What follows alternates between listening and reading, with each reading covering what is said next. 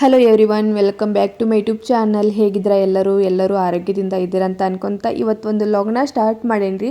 ಈ ಒಂದು ಲಾಗು ನಿಮ್ಗೆಲ್ಲರಿಗೂ ಇಷ್ಟವಾಗೈತಂತ ನಾ ಅನ್ಕೊಂಡೇನಿ. ಯಾಕಂದರೆ ಸಿಕ್ಕಾಪಟ್ಟೆ ಚಂದ ಇತ್ತು. ನಾವು ನಮ್ಮ ಊರ ಕಡೆ ಹೊಂಟಿದ್ವಿ ಒಂದು ಕೆಲಸದ ಮೇಲೆ. ಹೋಗಬೇಕಾದ್ರೆ ಈ ಒಂದು ಊರ ಮೇಲೆ ಹಾಸೋದ್ವಿ. ಫಸ್ಟ್ ಟೈಮ್ ನಾ ಈ ಊರ ಮೇಲೆ ಹಾಸೋದು ಕೊಳ್ಚಿ ಮೇಲೆ ಹೋಗಿದ್ವಿ.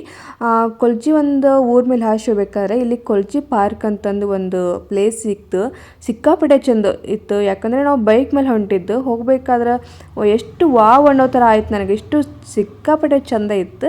ಅದಕ್ಕೆ ನಮ್ಮ ಮಮ್ಮಿಗೆ ಹೇಳಿ ವಾಪಸ್ ಬೈಕ್ನ ರಿವರ್ಸ್ ಮಾಡ್ಕೊಂಬಂದು ಒಂದು ಅರ್ಧ ಗಂಟೆ ಇಲ್ಲಿ ಬಂದು ಟೈಮ್ನ ಸ್ಪೆಂಡ್ ಮಾಡಿ ಮತ್ತು ನಾವು ಹೋಗಬೇಕಾಯ್ದು ಊರಿಗೆ ಹೋದ್ವಿ. ಒಂಥರ ಚಂದಿತ್ತು ರೀ. ಇದು ಒಂಥರ ಈ ಪ್ಲೇಸ್ ನನಗೆ ಇವತ್ತು ಸಿಕ್ಕಿದ್ದು ಒಂದು ಸರ್ಪ್ರೈಸ್ ಅಂತ ಅನ್ಕೊತೀನಿ. ನನಗೆ ಗಾಡ್ ಗಿಫ್ಟ್ ಇವತ್ತು ಸಿಕ್ಕಿದಂತ ಅನ್ಕೊತೀನಿ. ಯಾಕಂದರೆ ಅಕಸ್ಮಾತಾಗಿ ನಾವು ಹೋಗಬೇಕೆಲ್ಲೇ ಈ ಥರ ಒಂದು ನನಗೆ ಪ್ಲೇಸ್ ಸಿಗಬೇಕೆಲ್ಲೇ. ನಾನಂತರೂ ನನಗಿಂತ ಇಷ್ಟಪಡೋದು ನನಗೊಂದು ನೇಚರ್ ಅಂದರೆ ಸಿಕ್ಕಾಪಟ್ಟೆ ಇಷ್ಟಪಡ್ತೀನಿ. ಅದೆಲ್ಲರಿಗೂ ಗೊತ್ತಿರೋ ವಿಷಯನ. ಎಷ್ಟು ಇಷ್ಟಪಡ್ತೇನೆ ಅಂತಂದ್ರೆ ನಾನು ಕಳೆದು ಹೋಗೋಷ್ಟು ನನಗೆ ನೇಚರ್ ಅಂದರೆ ಸಿಕ್ಕಾಪಟ್ಟೆ ಇಷ್ಟ. ಅದು ಈ ಥರ ಹರಿಯೋ ನೀರು, ಗುಡ್ಡ, ಬೆಟ್ಟ ಅಥವಾ ಸುತ್ತಮುತ್ತಲು ಹಚ್ಚ ಹಸಿರಿನ ವಾತಾವರಣ ಅಂದರೆ ನನಗೆ ಭಾಳ ಇಷ್ಟ ಆಗ್ತೈತಿ.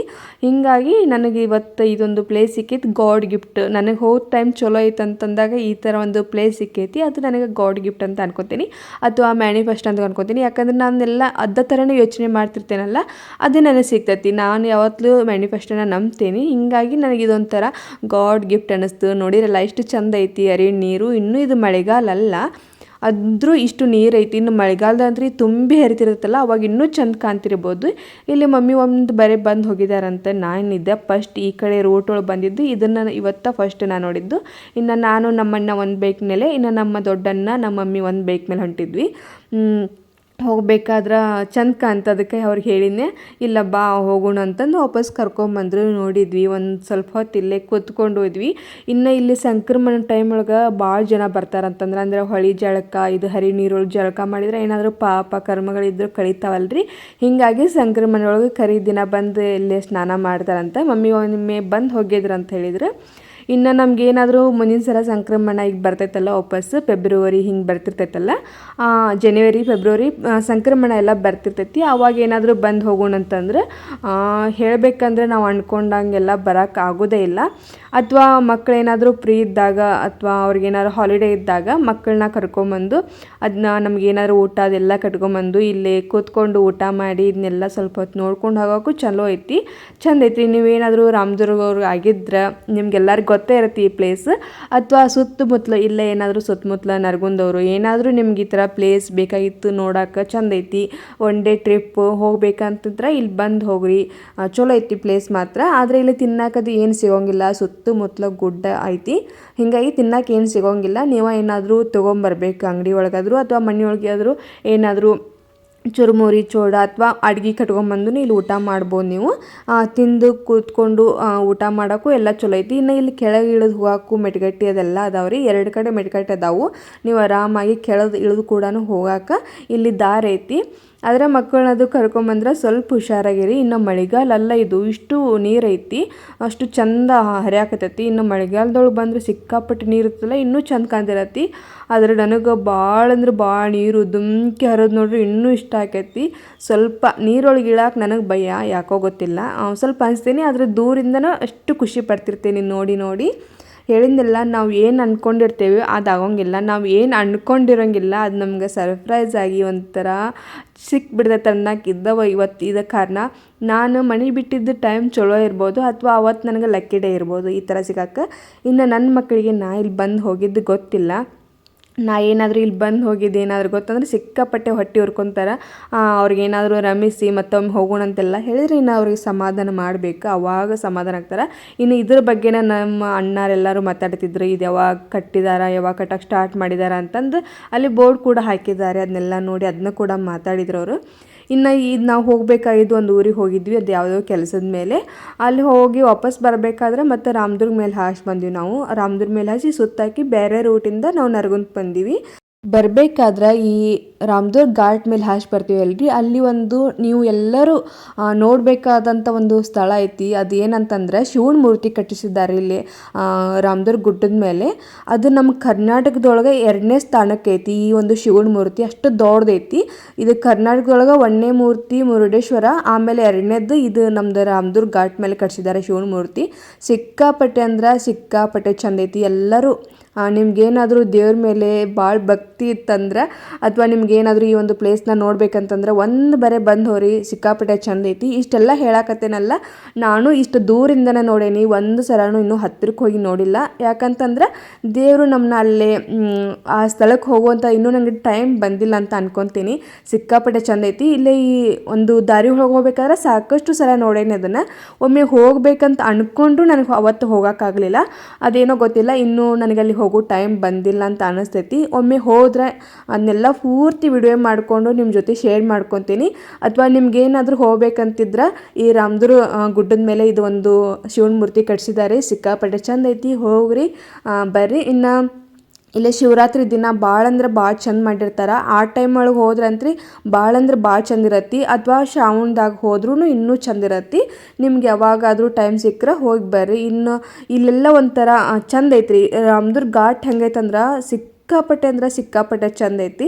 ಇನ್ನು ಇಲ್ಲಿ ಒಂದು ಗಾಡಿ ಮೇಲೆ ಮಮ್ಮಿ ಅಣ್ಣ ಹೊಂಟಿದ್ರಲ್ಲ, ಅವ್ರನ್ನೂ ಕೂಡ ಕ್ಯಾಪ್ಚರ್ ಮಾಡತ್ತಿದ್ನೆ. ನಾ ಈ ಥರ ಮಾಡೋದಕ್ಕೆ ಅವರು ನಗಾತಿದ್ರು. ಅದನ್ನ ಗಾಡಿ ಮೇಲೆ ಅವ್ರನ್ನ ನಗಿಸ್ಕೊಂತ ಬರತ್ತಿದ್ನೆ. ಒಂಥರ ಇದೆಲ್ಲ ಕಾಮಿಡಿಯಾಗಿ ಚಂದ ಇರತ್ತಿ. ಇನ್ನು ಇದೆಲ್ಲ ಫ್ಯಾಮ್ಲಿ ನನ್ನ ಮಕ್ಕಳನ್ನ ಎಲ್ಲ ಕರ್ಕೊಂಬಂದಿದ್ರು ಅಂದ್ರೆ ಅವರು ಸಖತ್ ಎಂಜಾಯ್ ಮಾಡ್ತಿದ್ರು. ಆದರೆ ನಾವು ಬೇರೆ ಕೆಲಸದ ಮೇಲೆ ಬಂದಿದ್ದಿಲ್ಲ, ಹೀಗಾಗಿ ಅವ್ರನ್ನ ಕರ್ಕೊಂಬರೋಕ್ಕಾಗಲಿಲ್ಲ. ನಾವು ಸ್ಕೂಲಿಗೆ ಹೋಗಿದ್ರು. ಅವರು ಸ್ಕೂಲಿಂದ ಮನೆಗೆ ಬರಬೇಕಾದ ಅಷ್ಟು ಟೈಮ್ ಒಳಗೆ ನಾವು ವಾಪಸ್ ಮನೆ ಸೇರಬೇಕಾಗಿತ್ತು. ಯಾಕಂದರೆ ನಾವು ಬಂದಿರೋದು ಮಕ್ಕಳಿಗೆ ಗೊತ್ತಿದ್ರಕ್ಕಿಲ್ಲ. ನೋಡಿರಲ್ಲ, ಇವರು ನಮ್ಮ ದೊಡ್ಡಮ್ಮನ ಮಗ, ಅಂದರೆ ಮಮ್ಮಿ ಅಕ್ಕನ ಮಗ. ಅವರೊಂದು ಬೈಕ್ ಮೇಲೆ, ನಾನು ನಮ್ಮ ಅಣ್ಣ ಒಂದು ಬೈಕ್ ಮೇಲೆ ಬಂದಿದ್ದು. ಇದ ನೋಡಿ ನಮ್ಮದು ರಾಮದುರ್ಗ ಗುಡ್ಡ. ಇನ್ನು ಈ ಘಾಟ್, ನಾನು ಇನ್ನೂ ಧರ್ಮಸ್ಥಳ ಈ ಕಡೆ ಎಲ್ಲಿ ಹೋಗಿಲ್ಲ ನಾನು. ಅಲ್ಲೆಲ್ಲ ಘಾಟ್ ಮೇಲೆ ಅಡ್ಡಾಡ್ತಾರಂತ, ಸಿಕ್ಕಾಪಟ್ಟೆ ಭಯ ಆಕೈತಿ ಹಂಗೆ ಹಿಂಗಂತಂದು ನಮ್ಮ ತಂಗಿ ನನ್ನ ಫ್ರೆಂಡ್ಸ್ ಎಲ್ಲ ಹೆದರ್ಸ್ತಿರ್ತಾರೆ. ನಾ ಇನ್ನೂ ಒಂದು ಸರನೂ ಆ ಕಡೆ ಎಲ್ಲ ಹೋಗೇ ಇಲ್ಲ, ಎಲ್ಲಿ ಹೋಗೇ ಇಲ್ಲ. ಇದ್ದಿದ್ದು ಹೇಳ್ಬೇಕಂದ್ರೆ ನನಗೆ ಒಂದು ಘಾಟ್ ಒಳಗೆ ಹೋಗಬೇಕು ಅಂದ್ರೆ ರೋಡು ಈಗ ಇಳಿಜಾಪ್ ಆಗೋದು, ಏರುಣಿಕೆ ಆಗೋದು ಎಲ್ಲ ನೋಡ್ಬೇಕಂತಂದ್ರೆ ಈ ರಾಮದುರ್ಗ ಮೇಲೆ ಅಷ್ಟೇ ನಾ ಹೋಗಿದ್ದು. ಒಂಥರ ಅಷ್ಟೇನು ಭಾಳ ದೊಡ್ಡದಾಗಿರ್ಲಿಕ್ಕಂದ್ರೂ ಚಂದ ಐತ್ರಿ. ನೋಡೋಕೆ ಮಾತ್ರ ಸಿಕ್ಕಾಪಟ್ಟೆ ಚಂದ ಐತಿ. ನೋಡ್ತಿರಲ್ಲ, ಈ ಥರ ಒಂದು ನೇಚರ್ನ ನಾವು ನೋಡ್ಬೇಕಂದ್ರೂ ನಮ್ದು ಪುಣ್ಯ ಇರಬೇಕು. ಇಲ್ಲಿ ನಾವು ಊರು ನಮ್ಮದು ಪ್ರಾಪರ್ ಬಂದು ನಮ್ಮದು ರಾಮದುರ್ಗ. ನಮ್ಮ ಅಪ್ಪಾಜಿ ಊರು ರಾಮದುರ್ಗ ಅಂತಲ್ಲಿ ಒಂದು ಹಳ್ಳಿ ರೀ ಅವ್ರದ್ದು ಹೇಳಬೇಕಂದ್ರೆ. ಆದರೆ ನಾವು ಹುಟ್ಟಿ ಬೆಳೆದಿದ್ದೆಲ್ಲ ನರಗುಂದು. ಈಗ ನಾನು ಸೆಟ್ಲಾಗಿದ್ದು ಕೂಡ ನರಗುಂದು. ಹೀಗಾಗಿ ನಮ್ಗೆ ಏನಾದ್ರು ರಿಲೇಷನ್ ಅಂತ ಹೋಗಬೇಕಾದ್ರೆ ಇಲ್ಲಿ ಬಂದಿರ್ತೀವಲ್ಲ, ಅವಾಗ ಇದನ್ನೆಲ್ಲ ನೋಡೋಕೆ ಇಷ್ಟ ಆಕೈತಿ. ಇನ್ನು ಇದು ನಮ್ಮದು ರಾಮದುರ್ಗ ಗುಡ್ಡ ಬಂದು ಸಿಕ್ಕಾಪಟ್ಟೆ ದೊಡ್ಡದು. ಇದು ಎಲ್ಲಿಂದ ಸ್ಟಾರ್ಟ್ ಆಗಿ ವಾಪಸ್ ಎಲ್ಲು ಮುಟ್ಟದ ಗುಡ್ಡನೂ ಇದ್ದ ಒಂದು ಗುಡ್ಡ ರೀ ಹೇಳ್ಬೇಕಂತಂದ್ರೆ. ಅಷ್ಟು ದೊಡ್ಡ ಗುಡ್ಡ ಇದು, ಸಿಕ್ಕಾಪಟ್ಟೆ ದೊಡ್ಡದೈತಿ. ಇನ್ನು ನಮ್ಮ ಊರು ಬಂದು ಇಲ್ಲೇ ರಾಮದುರ್ಗ ಹತ್ರ ಒಂದು ಹಳ್ಳಿ ಅಂತ ಹೇಳಿದ್ನಲ್ರಿ, ಚಿಕ್ಕ ಹಳ್ಳಿ, ಏನು ದೊಡ್ಡ ಹಳ್ಳಿ ಏನಲ್ಲ. ನಮ್ಮ ಒಂದು ಊರ ಹೆಸರು ಲಕ್ಣೇನಕೊಪ್ಪ. ಒಂದು 5-6 ಕಿಲೋಮೀಟರ್ ಏನೋ ಆಗ್ಬೋದು ಅನಿಸ್ತೈತಿ. ನನಗೆ ಗೊತ್ತಿಲ್ಲ ಎಷ್ಟು ಕಿಲೋಮೀಟರ್ ಆಗ್ತೈತೇನೋ ಅಂತಂದು. ಅದಕ್ಕೆ ಅಣ್ಣ ಹೇಳತ್ತಿದ್ದ, ಅಲ್ಲಿಗೆ ಕಾಣ್ತೈತಿ ನೋಡು ಅದು ನಮ್ಮ ಊರಂತೆಲ್ಲ ಕೈ ಮಾಡಿ ತೋರ್ಸತ್ತಿದ್ದ. ಅಷ್ಟು ದೂರ ಇರತ್ತೆ, ಅದಂತೇನು ಗೊತ್ತಾಗೋಲ್ಲ. ಅವಂಗ ಹೌದಾ ಅಂತ ಅನ್ಕೊಂತ ಮಾತಾಡ್ಕೊತ ಹೊಂಟಿದ್ರು. ಇನ್ನು ನಮ್ಮ ಊರೊಳಗೆ ನಾನು ಕೊಟ್ಟಿದ್ದು ನನ್ನ ಅತ್ತಿ ಮಗಗೆ. ಊರೊಳಗೆ ಕೊಟ್ಟಾರ. ಆದರೂ ಮದ್ವೆ ಆದಮೇಲೂ ಅವರೂ ಅಲ್ಲಿಲ್ಲ, ನಾನು ಅಲ್ಲಿಲ್ಲ. ಮದುವೆ ಆಗೋಕ್ಕಿಂತ ಮುಂಚೆನೂ ಅವರು ಬೆಳೆದಿದ್ದು ಬೇರೆ ಊರೊಳಗೆ, ನಾನು ಬೆಳೆದಿದ್ದು ಬೇರೆ ಊರೊಳಗೆ. ಹೀಗಾಗಿ ನಮ್ಗೆ ಮದುವೆ ಆದಮೇಲೂ ಅಲ್ಲೇ ಇರೋಕೆ ಇಷ್ಟ ಇಲ್ಲ. ಹೀಗಾಗಿ ನಾವು ನರಗುಂದಲ್ಲೇ ಹುಡುಗರದೊಂದು ಎಜುಕೇಷನ್ ಸಂಬಂಧ ನಾವು ನರಗುಂದೊಳಗೆ ವಾಪಸ್ ಮನೆ ಮಾಡ್ಕೊಂಡ್ವಿ. ಯಾಕಂದರೆ ನಾವು ಇಷ್ಟು ದಿನ ಇದ್ದಿದ್ದು ಘಟಪ್ರಭಾ ಒಳಗಿದ್ವಿ, ಅಲ್ಲೇ ಸ್ಕೂಲಿಗೆಲ್ಲ ಮಕ್ಕಳನ್ನ ಹಾಕಿದ್ವಿ. ಹೀಗಾಗಿ ವಾಪಸ್ ಬಂದ್ರೂ ನಾವು ಈ ಊರಿಗೆ ಹೋಗಲಿಲ್ಲ, ಅಲ್ಲೇ ನರಗುಂದೊಳಗೆ ಬಂದು ಅಲ್ಲೇ ಹುಡುಗರನ್ನೆಲ್ಲ ಮಕ್ಕಳನ್ನೆಲ್ಲ ಸ್ಕೂಲಿಗೆ ಹಾಕಿದ್ವಿ. ಅಂದರೆ ಅವರು ವಾಪಸ್ ಟ್ರಾನ್ಸ್ಫರ್ ಆಗಿದ್ದು ಊರು ಕೂಡ ನರಗುಂದ ಹತ್ರನ ಒಂದು ಹಳ್ಳಿ. ಆದರೆ ಅದು ಬರೋದು ಸೌದತ್ತಿ ತಾಲೂಕು ಬರ್ತೈತಿ. ಹೀಗಾಗಿ ಅಲ್ಲೇ ಸುತ್ತಮುತ್ತಲ ನಮಗೆ ಸಮೀಪ ಆಕೈತೆ ಅಂತಂದು ನರಗುಂದಕ್ಕೆ ಮನೆ ಮಾಡಿದ್ವಿ. ಇನ್ನು ಇಲ್ಲಿ ನೋಡಿರಲ್ಲ, ಕಾಡು ಉಳಿಸಿ ಅಂತಂದು ದೊಡ್ಡದಾಗಿ ಬೋರ್ಡ್ ಮಾಡಿ ಎಷ್ಟು ಚಂದ ಹಾಕಿದ್ರಂದ್ರೆ ಸಿಕ್ಕಾಪಟ್ಟೆ ಚಂದ ಹಾಕಿದ್ರು. ಇನ್ನು ದಯವಿಟ್ಟು ಎಲ್ಲರ ಹತ್ರ ಒಂದು ರಿಕ್ವೆಸ್ಟ್ ಏನಂತಂದ್ರೆ ಆದಷ್ಟು ಕಾಡನ್ನು ಉಳಿಸಿ ನಾಡನ್ನು ಬೆಳೆಸಿ ಅಂತ ಕೇಳ್ಕೊತೀನಿ. ನಿಮ್ಮ ಕೈಲೇ ಸಾಧ್ಯವಾದರೆ ಒಂದು ಗಿಡನ ನೆಡ್ರಿ, ಅದರ ಕೆಳಕ್ಕೆ ಹೋಗಬೇಡ್ರಿ. ಈ ಬುದ್ಧಿ ಇಲ್ಲದ ಅವಿವೇಕಿಗಳು ಏನು ಮಾಡ್ತಾರಂದ್ರೆ ಸಿಕ್ಕಾಪಟ್ಟೆ ಗಿಡ ಕಡಿದು ಮರಗಳನ್ನ ಕಡಿದು ಎಲ್ಲ ಹಾಳು ಮಾಡಿಬಿಡ್ತಾರೆ. ನಾವು ಏನಾದ್ರು ನಮ್ಮ ಪ್ರಕೃತಿನ ನಾವು ಚೆಂದ ಇದನ್ನೆಲ್ಲ ಕಾಕೋಲಿಕ್ಕಂತಂದ್ರೆ ಮುಂದೊಂದು ದಿನ ನಾವು ಅನುಭವಿಸೋದಕ್ಕೈತಿ. ಹೀಗಾಗಿ ಆದಷ್ಟು ಕಾಡನ್ನು ಉಳಿಸಿ ನಾಡನ್ನು ಬೆಳೆಸ್ರಿ. ಇನ್ನು ಬರೋ ದಾರಿ ಒಳಗೆ ಇಲ್ಲಿ ಒಂದು ನುಗ್ಗಿಕಾಯಿ ಗಿಡ ಸಿಕ್ತು, ಅದ್ರ ತಪ್ಪಲ ನನಗೆ ಬೇಕಾಗಿತ್ತು. ಹಿಂಗಾಗಿ ಅಣ್ಣನ ಕೈಲಿ ಅದನ್ನು ಸ್ವಲ್ಪ ಹರಿಸ್ಕೊಂಡೆ. ಇದರಿಂದ ಭಾಳ ಬೆನಿಫಿಟ್ಸ್ ಐತಿ. ಹೀಗಾಗಿ ನನಗಿದು ಬೇಕಾಗಿತ್ತು. ಇನ್ನು ನುಗ್ಗಿಕಾಯಿ ಏನೂ ಆಗಿರ್ಕಿಲ್ಲ, ಆದ್ರೂ ಎಲ್ಲ ಒಣಗಿದ್ದು, ಹಾಗಾಗಿ ಅದನ್ನೇನು ಕಿತ್ಕೊಳ್ಳಿಲ್ಲ, ತಪ್ಪಲ ಅಷ್ಟೇ ಕಿತ್ಕೊಂಡ್ವಿ. ಇನ್ನು ಇವತ್ತಿನ ಒಂದು ಲಾಗ್ ನಿಮ್ಗೆಲ್ಲರಿಗೂ ಇಷ್ಟವಾಗಿದೆ ಅಂತ ತಿಳ್ಕೊತೀನಿ. ಇಷ್ಟವಾಗಿದ್ದರೆ ಒಂದು ಲೈಕ್ ಮಾಡಿರಿ. ಸಿಗ್ತೀನಿ ಮುಂದಿನ ವಿಡಿಯೋದಲ್ಲಿ. ಎಲ್ಲರಿಗೂ ಧನ್ಯವಾದಗಳು.